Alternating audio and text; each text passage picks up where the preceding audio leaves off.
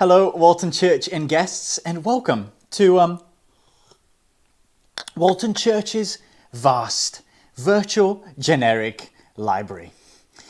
We wanted to introduce a little segment just for half term, perhaps later as well, just called book tasting. Because why not? We wanted to encourage you to use your time of lockdown wisely, because our Christian bookshops are still open online and still mailing books to you. So we thought, why not recommend some books for tasting that you can buy and have them sent to you. If you need help ordering, we can kind of tell you one or two websites that you can order through, for example. But for our first book, I just thought, because last Wednesday we talked about the doctrine, the teaching of the Trinity, why not a book that is very impactful in that way? I wonder if you've thought much about whether the doctrine of the Trinity is just irrelevant. It's something that is out there and you don't really think about it too much and it doesn't have relevance for my life. Actually, Sam Allberry's book, Connected, really does deal with that question. What is, apparently you can see that is green. It's not ghostly, but it is green. And he really answers that question of how this teaching of the Trinity connects with our everyday life.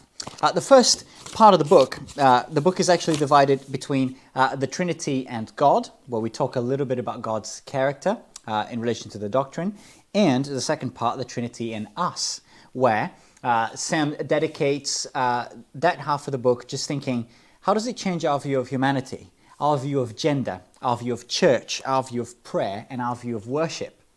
So if you never thought the Trinity could change how you do all of those things, then you need to read this book. I found it quite easy to read. Lots of helpful little illustrations peppered throughout the book. I'm going to share one or two from chapter 4 with you. So after having talked a little bit about what God is like as Trinity, that the Father sends, the Son is sent, and that they have this identity together, and yet they are distinct, he says this. It's really interesting. Even when understanding this doctrine involves considerable mental effort, as it surely does with the Trinity, it is an effort well worth expending. Friends of mine, he says, who fanatically follow English football never considered learning the offside rule an unnecessary hassle. Understanding it gives them a greater capacity to engage with the game and appreciate all that is happening on the pitch.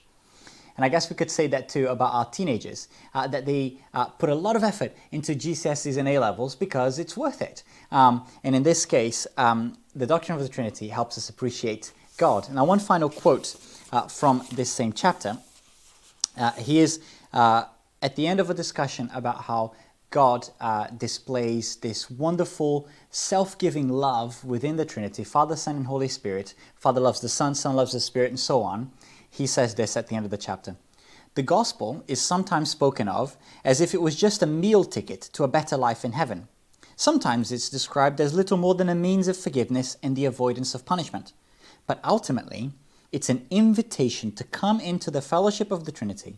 Through the death and resurrection of Christ, this perfect set of relationships has been opened out to us to join. That's why I think this book is really, really helpful. It's well written, it's easy to read. It costs about £7, £7.20 in 2 or 3 different Christian websites that I've mentioned. And I think it will really just help you appreciate this teaching of the Christian faith that changes the way that we live. So thank you very much for tuning in. And very soon we're going to recommend another book to you.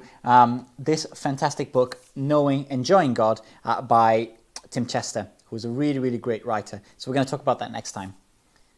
Enjoy your reading. Happy reading to you.